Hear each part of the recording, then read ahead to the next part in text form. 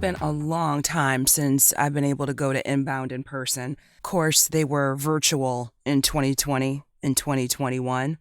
I've been going since 2018, and there were a lot of things that were similar from last time, which is why I keep coming back, like the colors and the music and the people. But also, it's in Boston, and my God family lives there, and I was ready. So I arrived on Labor Day, September 4th, 2 days early. The conference was actually 3 days from September 6th to 8th. And so I stayed at the Cambria Hotel in Somerville, Massachusetts, which is 7-8 miles, something like that, from where I had to go, which kind of can take forever with the morning traffic. But this is vlog style. So if there's anything in here you don't care about, go ahead and check the description for the timestamps to jump to the part you want. So why Inbound? Real quick, Inbound is a conference that's put on by HubSpot, which sponsors a CRM, a very popular CRM, customer relationship management system. And that's where you keep your business contacts when you're prospecting or networking and things like that. I actually don't use HubSpot. I use a different CRM because HubSpot is a bit much for just me. But I really enjoyed the conference. And this is the first time of the 5 times that I've gone that I actually attended sessions. Normally, I just stay around the main stage and the main areas with a lower price ticket. But this time I went all out and I bought everything myself. No company sponsored me. I never, have anyone to pay my bills. I had to do everything myself. So first of all, like I said, I arrived on Labor Day. I was 2 days early. I stayed at Cambria. And attached to the hotel is a restaurant called Josephine's, kind of foo-foo and upscale. And I sat at the bar and watched the U.S. Open. These little chickpea things were good. The espresso martini was good. But I have 3 meatballs here, and I really was only able to eat 2 because the middle of each meatball was pink. And the manager tried to tell me that it was because there's 3 different kinds of meat that they use to make the meatball. And I don't know what that has to do with cooking the meat. But anyway, the rest of the food was good. And I have a couple of other food experiences to share. So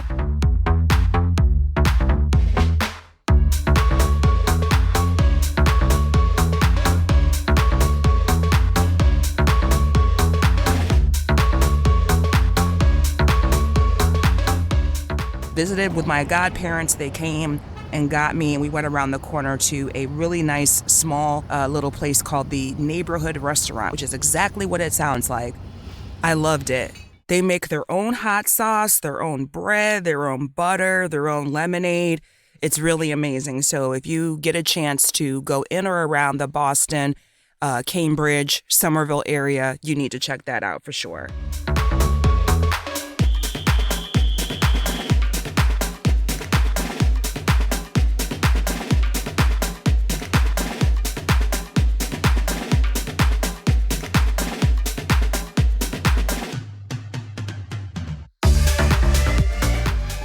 On my second day in Somerville, the day before the conference, I went to a couple of places. I was told about a place called Bow Market and that they sometimes have food trucks there. And I didn't find any food trucks, but what I did find was a little Colombian spot. Y'all should know by now how I feel about Colombia. If you don't, check out my travel playlist and you'll see a bunch of things having to do with my various trips to Colombia in 2023. But anyway, I had some empanadas. They were very cute and everything. Did not see any food trucks, but I did get my chance later, and I'll talk about that later in the vlog.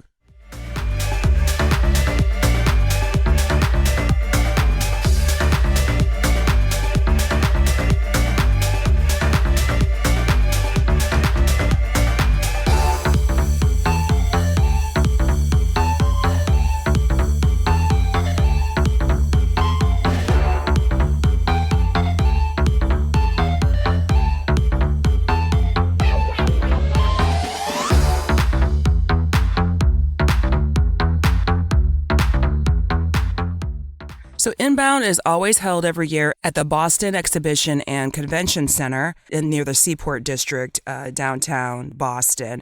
Still colorful, beautiful. Everything was organized pretty much. Couple of things that I didn't really care for that I'll mention a little bit later. But my reason for coming and paying my own dime and everything each year is because I network and I try to drum up business and see what agencies I might be able to help. This is largely a content marketing conference. very similar to Content Marketing World, which I went to last year in Cleveland. And the people that attend often either have content strategists or content writers or copywriters, SEO writers, as well as video marketing. And that's where my voiceover stuff comes in. So either way, I thought it'd be very advantageous for me to visit and to share my services if needed.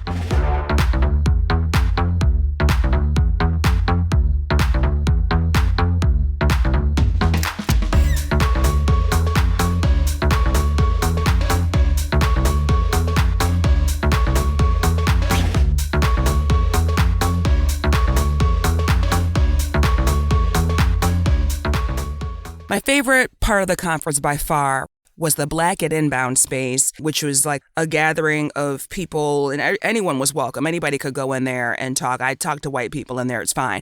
But it was a space for us to basically find each other. I often find myself going to conferences and saying to myself, where are all the Black people at? You know what I mean? I know that there's Black people that do all of the things that I do, despite some people saying that they can't find diverse candidates for different things. We're out here. We're multi-talented and we are out here and we represented. So it was really great to be able to attend that space, attend the meetups, network with people. We played bingo. There was a really nice spot called Hue Boston where we had an offsite meetup. And there were also various scheduled talks in this space as well. Two of the best sessions that I attended were from Dale Bertrand, who is an SEO expert. He owns an SEO agency. He's been doing it, I think, for half his life or longer. I was able to attend his AI for Writers talk as well as his SEO for Revenue talk. SEO for revenues versus SEO for rankings, because what people really want when they say they want to rank is to be on top, to be found so that their products and services can be purchased. So I like the way that he reframed that and said, no, we're thinking about this wrong. We're using outdated principles. Let's work on this for revenue. So it's got me with some ideas for how I can improve some of my SEO skills.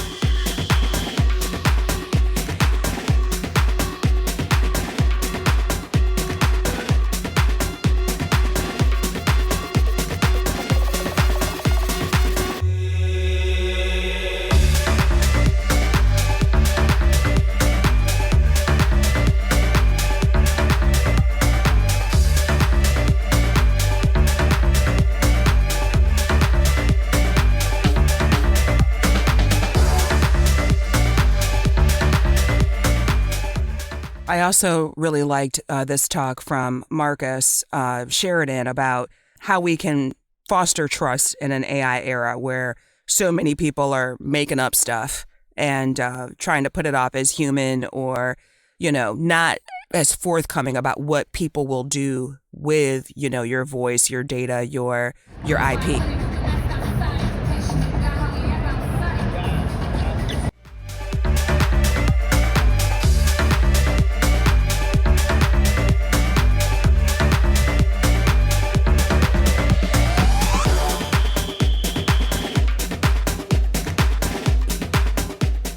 Thought it was a really nice touch to not only have an offsite meetup for Black at Inbound, but to also provide us with a code for $25 to go there from Uber.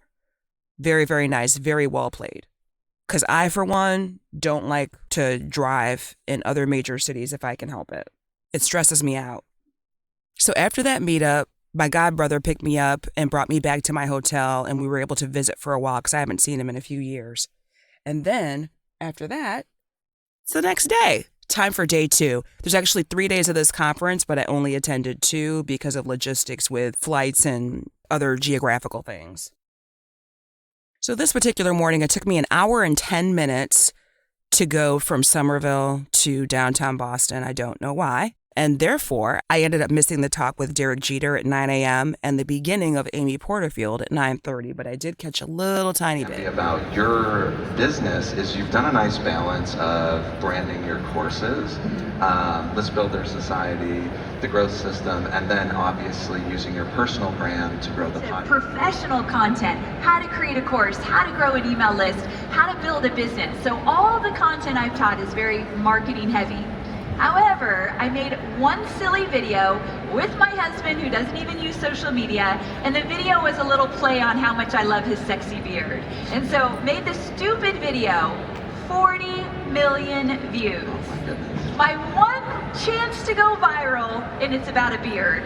And so I'm mad about it, and I couldn't believe of all the content I've created, and my husband had the audacity to ask me, so how much money did we make on that video? Zero, babe. We made $0. You're welcome. So I've been creating content for a long time, and social is a very big part of what we do. But I always say, if you're using social in a way that is not getting people onto your email list, you literally are wasting so much time. Like, our number one objective, beyond engaging, beyond connecting, is to get people on our email list, because social media is fickle and it will come and go, right? Mark Zuckerberg, Elon Musk can change that algorithm, and the way you do business will change overnight. But if you have an email list, that's not the case. A few years ago, actually maybe a year and a half, Facebook and Instagram went down. Do you remember that day? I do. Totally went black. It was like the world didn't exist anymore. And that morning, we just so happened to send an email to a segment of my list about a program I've had for years, but they hadn't purchased it yet. So it was an email telling them about, hey, I've got this program about list building, you would love it. Well, by that afternoon, we had made $17,000 on one email when social media was down. And to me, that was such a great reminder that you do not have to fully rely on social media if you grow your email list.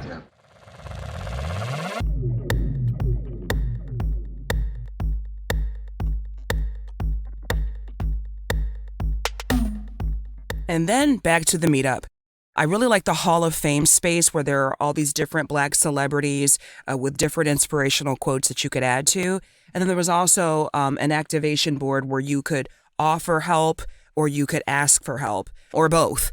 And so I thought that was really cool, a really great way to share information and to also be able to network with people. I just wish that some people had written a little bit more legibly, because when I got home, I could not find some of these people, even though I took pictures of their cards, just because of the penmanship.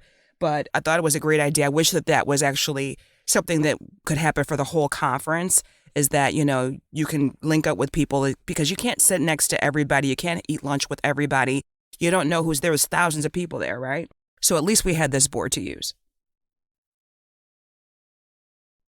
I talked to people so long in this space that I ended up being late to a session that I saved my seat for, and I didn't expect my seat to be saved past like 5 or 10 minutes. However, when I walked up, there were 2 people walking out, and the volunteers asked if they were going back in, and they said no, but they denied me to come in. They said, you know, we can't have anybody coming in after a certain point, so we're sorry, the speakers don't want that to happen or whatever. And I'm just like, okay, if the door's already open and not 1 but 2 people came out, then that means that there's at least 1 seat available, or 1 place where I could stand in the back, depending on the size of the room. So I mentioned this in my feedback.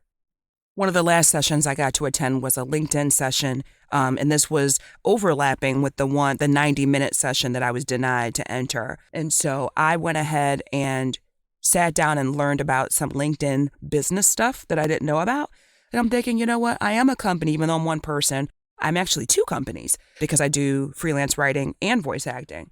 So I'm like, yeah, let me go ahead and take this course. They offered something just for inbound attendees, where if you take the HubSpot LinkedIn business course, which is free, they will give you $1,000 in LinkedIn ad credit. And by the way, HubSpot has lots of free courses like SEO for content marketing, like all different kinds of stuff that could be of interest to you if you own a business or do any kind of marketing. And no, this is not sponsored. I'm not getting anything from telling you this. So for the couple of days I was there, they always have stuff going on in the lawn on D, which I guess that means D Street or something. I should know this by now after going for 5 years. But couldn't believe that in Boston, first week of September, it was like 90 degrees every day. It was hot, y'all. But this is where I got my food trucks and a little bit of free booze. I decided to have a Jamaican meal for my last meal there.